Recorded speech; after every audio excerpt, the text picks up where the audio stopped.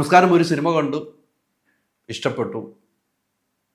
ഒത്തിരി ആശകളോടുകൂടിയാണ് സിനിമ കാണാൻ പോയത്. ആശകൾ നിറവേറ്റിയ ഒരു സിനിമയാണ് ആശകൾ 1000. ജയറാമേട്ടൻ്റെ ഒരു തിരിച്ചുവരവ് സിനിമ. 23 വർഷങ്ങൾക്ക് ശേഷം അച്ഛനും മകനും ഒന്നിച്ച സിനിമ.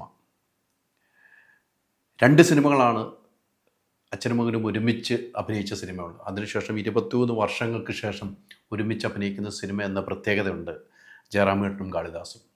അതോടൊപ്പം തന്നെ ഈ സിനിമയിലെ അമ്മവേഷം ചെയ്ത ആശാ ശരത്ത് ഗംഭീര വേഷമാണ് ചെയ്തിരിക്കുന്നത്.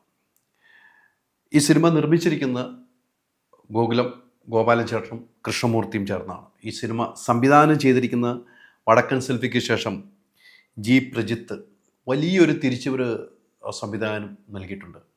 അതോടൊപ്പം തന്നെ ഇതിൻ്റെ തിരക്കഥ അരവിന്ദ് രാജേന്ദ്രനും ജൂഡ് ആൻ്റണി ജോസഫും ചേർന്നാണ്.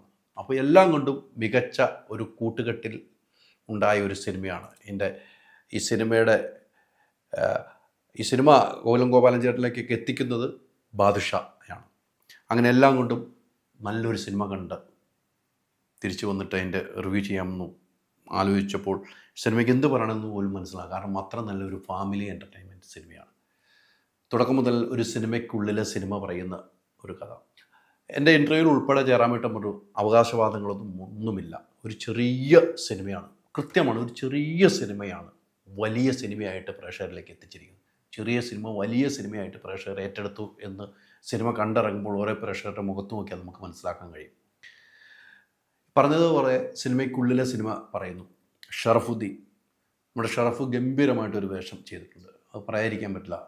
ഷറഫാണ് അതിനകത്തൊരു ലീഡ് കഥാപാത്രം ചെയ്ത് ഇങ്ങനെ പോകുന്നത്. ഷറഫിലൂടെ കഥ പറഞ്ഞു പോകുന്നു എന്ന് വേണം നമുക്ക് പറയാൻ. ഒരു കുടുംബത്തിനുള്ളിൽ ഒരു സിനിമാ മോഹമാവുന്ന ഒരു മകൻ അല്ലേ. അപ്പോൾ നമുക്കറിയാം, ഈ നാട്ടിലൊക്കെ നടക്കുന്ന മക്കൾ സിനിമയ്ക്ക് മോഹമായിട്ട് വണ്ടി കയറി കൊച്ചിയിൽ വന്ന് താമസിച്ചു, എത്രയോ ജില്ലയിൽ നിന്നും കൊച്ചിയിൽ വന്ന് താമസിച്ച് പട്ടിണിയും അതിനപ്പുറത്തേക്കുമായിട്ട് സിനിമയിൽ പോലും എത്തിപ്പെടാതെ വരുമ്പോഴുള്ള അവരുടെ വിഷമം, പിന്നീട് അവർ സിനിമയിലേക്ക് എത്താൻ കഴിയുമോ എന്ന് കാത്തിരുന്ന് കാണേണ്ട അവസ്ഥകൾ, അപ്പോൾ അതിനുണ്ടാവുന്ന പേരൻസിൻ്റെ ഒരു പെയിൻ, ഇതെല്ലാം സിനിമയ്ക്കുള്ളിൽ നടക്കുന്നതാണ്. സിനിമയിൽ എന്തൊക്കെ നടക്കുന്നുണ്ടോ അതെല്ലാം ഈ സിനിമയിൽ പറഞ്ഞു പോകുന്നു എന്ന് വേണം ഏറ്റവും പ്രത്യേകത. നമുക്ക് സിനിമ തുടങ്ങുമ്പോൾ തന്നെ ഒരു മാസ് എൻട്രിയും ഇല്ലാതെ, ആർക്കും ഒരു മാസ് എൻട്രി ഇല്ല. അതാണ് ഏറ്റവും രസമായിട്ട്. ജയറാമേട്ടൻ ഉള്ളൊരു സിമ്പിളായിട്ടാണ് സിമ്പിളായിട്ട് കാണിക്കുന്നു.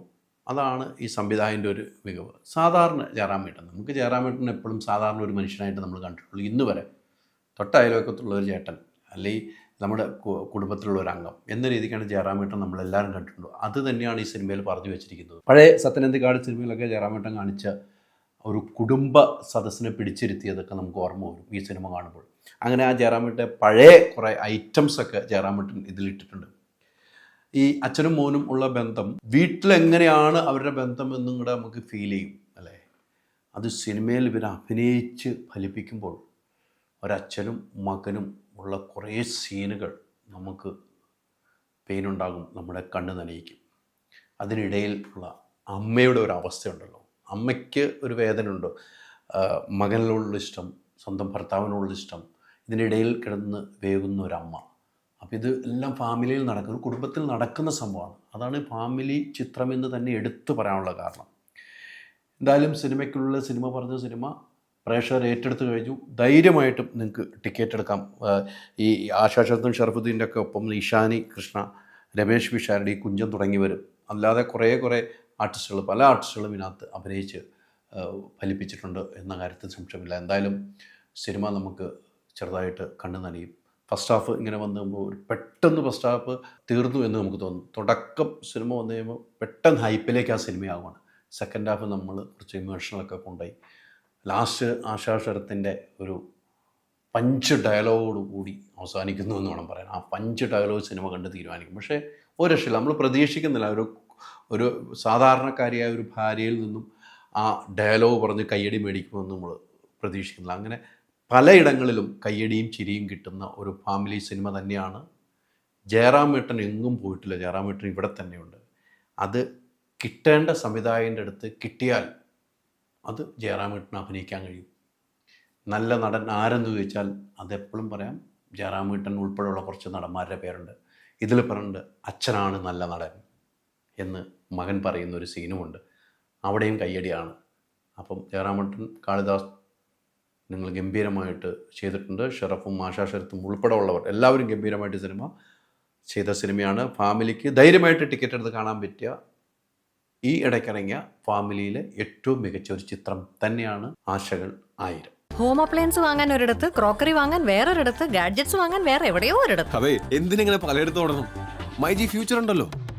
മൊബൈൽ ഫോൺ മുതൽ ഹോം അപ്ലയൻസസ് വരെ എല്ലാം ഒരിടത്ത്. ഏറ്റവും കുറഞ്ഞ EMI. അങ്ങനെയാണെങ്കിൽ ഏറ്റവും കുറഞ്ഞ വില. ആഹാ, എന്നാ ഏറ്റവും കൂടുതൽ ഓഫറുകൾ. MyG future. Experience the next. MyG ആണ് ഫ്യൂച്ചർ.